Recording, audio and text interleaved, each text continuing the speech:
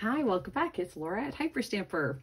Here's another one of these beautiful, beautiful floral covered antique junk journals. This book was very well loved.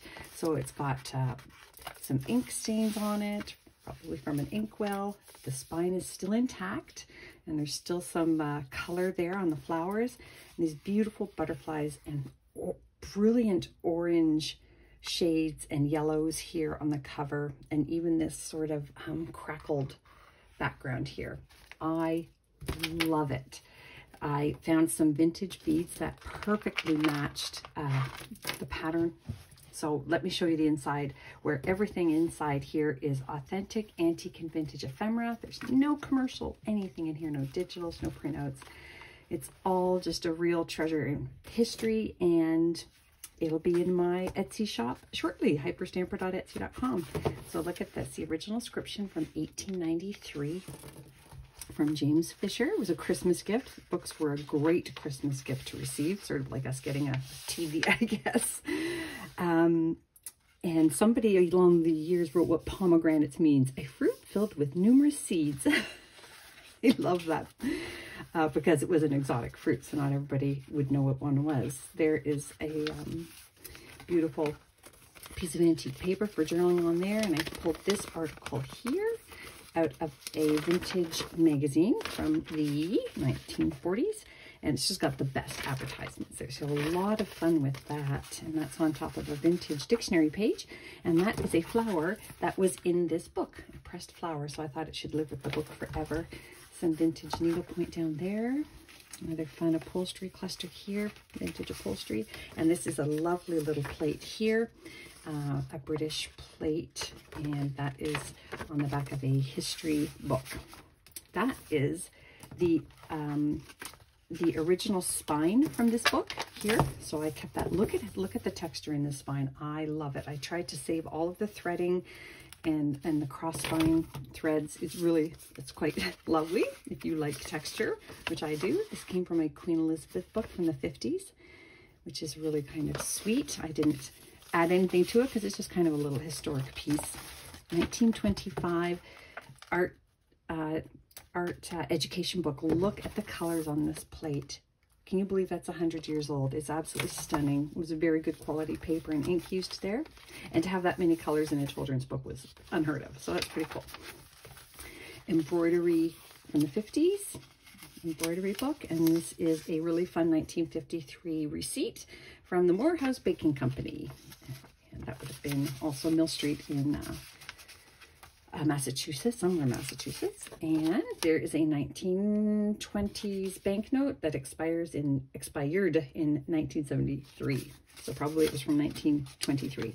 50-year expiry on a lot of those. And then this is a great photograph of Seawash Rock and a little story about the rock in Stanley Park. So that's pretty cool. 1955 embroidery plates from the Polish embroidery book. This was the cover of a book that didn't quite make it. It was too damaged, so I turned it into a bookmark. And you can journal on the back if you like, add some paper to it. And then that is a vintage playing card with a Victorian lady on the front. Another antique book page down there. 1953 receipt. Here is the inside end page of a book. It's got a dragon down here. And that's fun. You can journal on there as well. Really cool color too, that nice light teal. And look at this wonderful antique postcard here. And that is from the 1920s. And that is, I believe, I want to say Germany, but I'm not 100% sure, but you can Google image that and find it. This is a really cool plate. It's been stamp embossed here, and 1872, just wonderful. Look at the foxing and the aging around there. Love it so much. Another dictionary page here. Look how pretty that is. And then in here, I've got a double surprise for you. I've got a pressed flower again, and that is actually from my own garden.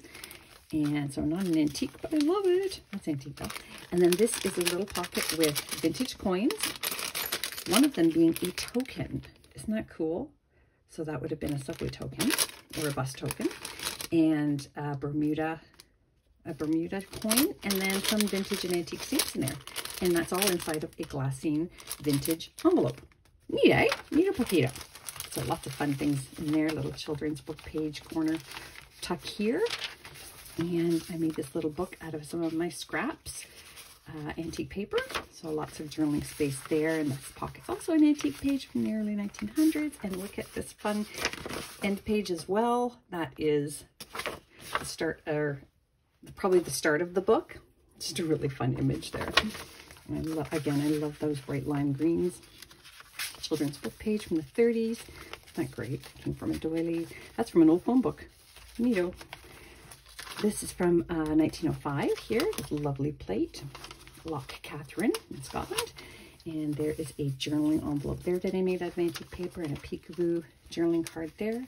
This is vintage fabric with gold threading in it. And look at how beautiful that is. And that's a really old piece of antique paper. Another children's book page. Look at this wonderful. He's looking. He broke a window and I was staring up at it. I thought it was really sweet on top of an antique music sheet. And then I turned this vintage piece here into a little journaling spot. But it's all about antique jewelry and vases. So that gets tucked in this little pocket here. And on the other side is another wonderful plate. I hand stamped that. 1950s embroidery book, 1950s recipe book, rhubarb. I love rhubarb. Yum. Now I want rhubarb.